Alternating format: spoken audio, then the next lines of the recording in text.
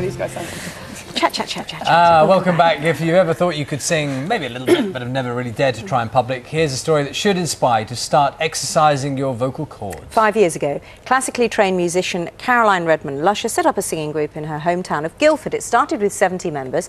Now it has 4,500 across the UK. And after being featured on BBC Breakfast last year, Caroline's also got a record deal. It was all down to us, wasn't it? It was all your fault. I feel we've got a share in this somehow. Yes. I'm talking about a wheelchair. We'll take the solo. Take the solo. First album was out on July the 5th. Before we meet Caroline, a very small number of the people involved in the rock choir. Let's hear a little bit about the story. Are you shopping anywhere?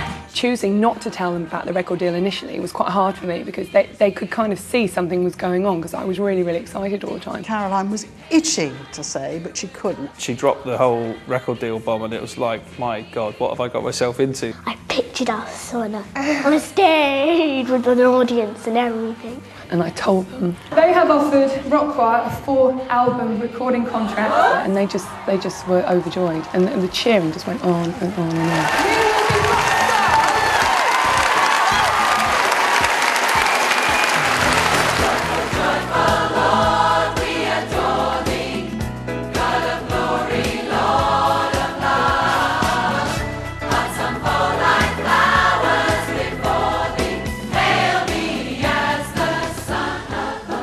And they're singing along in the studio. Caroline, can you just explain something? Because I saw so many people there, but everyone from the choir, was it how many altogether? 1,000. 1,000 is on the recording. Yeah, it's inclusive. Rock Choir's inclusive. It's available to everyone. I can't choose half of them to be on an album. The other half have to stay at home. If we're going to do it, we have to do it together. So okay. they were all on it. Now tell us what happened, because you were here on April the 1st. April the 1st last year. Yeah. I left the studio, got to Waterloo, got a call, couldn't hear it very well. Claimed he was the head of Universal, didn't believe him because it was April Fool's Day, and nearly blew the whole thing by being rude and saying, "How dare you ring me up? It's April Fool's Day." Da da da. And luckily withdrew and they offered us the deal the next day. So I was very nice to him the next day. And so he said, "We'd like you to do a recording." And 4 hours. They just came down and said, "We think what you're doing was wonderful. Never seen anything like it. It's for the general public. We think this is an amazing opportunity. And here's would you like to sign a 4-album record deal?" Now tell us how it works in practice, because we've got Sam, Jim, Christina, Abby, Jan and Glenn, yeah? Yes. Great. And you all teach people to sing? We do, yes. So what, you recruit music teachers? Yeah, I recruit music graduates, grade 8 piano, grade 8 singing. They go through a year of training with me because the standard is very high. You know, got a good reputation with Rock Choir now, and then I send them out to different towns across the UK. We've got 71 locations now with Rock Choirs running, and the general public join those weekly sessions, and these guys teach them. now here's the thing, Jim. I know there's a sort of often heard mantra that anyone can sing.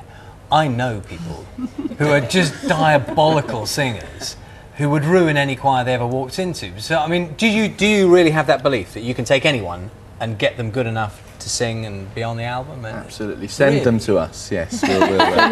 We know what to do. No, anybody can sing. If you can talk, you can sing. And it's not really that much about the technicality of singing in our rehearsals. It's a fun, high-spirited, sort of enthusiastic gathering of like-minded people that like singing pop songs But together. straight away I'm thinking, Sam, that if that is your philosophy, that anyone can come in and join in amongst those 1,000 people who were in the recording, there must have been a few duffers. Did you or did you put the mic down a bit? Or there's enough people to sing to make it sound good altogether?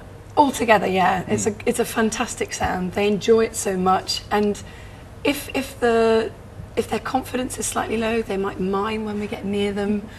All sorts of things. But we train, they get better and better each week. They improve. Confidence is hugely important, isn't it? So we do instill that in them, don't we? And give them a good time each week. It's time out for them as well. This is a business, though, for you, isn't it? It is a business, yeah. It had to become one. It wasn't meant to be. It's just, I'm not meant to be a business or a musician, and it just ended up like that. And all these guys, we work 7 days a week on this. You know, we can't do it for free, can we? You have agreed to sing for us this morning. Yes. So what are you going to sing for us? Something in Slice of Strong, which is a key track from the album, and it's the charity Refuge. Okay. It's one of the 2 more emotional, slow ones on the album. Everything else is upbeat. So we've been up for about 5 hours warming up. In your own time. There's your note free and Something inside so strong. I know that I can make it, but you're doing me wrong, so wrong. Thought that my pride had gone, oh no. Something inside so strong. Whoa, something inside so strong. Whoa, something inside so strong. Something inside so strong. Very good. Very lovely. Well done. And that is such an inspiring song anyway. Beautiful isn't song. it? I mean, Actually, even yesterday, we got everyone together at the Apollo in Hammersmith, and the tears that were running down everyone's faces. There were about 3,000 rock choir singers from across the country came together, and it really was an emotional day, especially with that song, and for Refuge, the charity we're linked to. Yeah, are there other songs as well that you feel there's a different energy involved in singing it? When are there? You nodding there? Joyful, Joyful. It's been our song for the end of this term, and it's just really. How does that go? Joyful, Joyful. It's like Yep. Beethoven's Ninth, the Ode to Joy, but jazzed up. It's really funky. Sister Act 2. Featuring Sister Act 2, the movie. Go on, Joyful, joyful Lord, we adore thee. It's, okay. But we're pop gospel Motown, so we're not a religious choir at all, but we throw in the gospel songs because they're such feel-good songs in terms of singing. and just tell me, I mean, I know people say that the whole, I mean, you already explained the idea that people get a lot more than just singing from singing.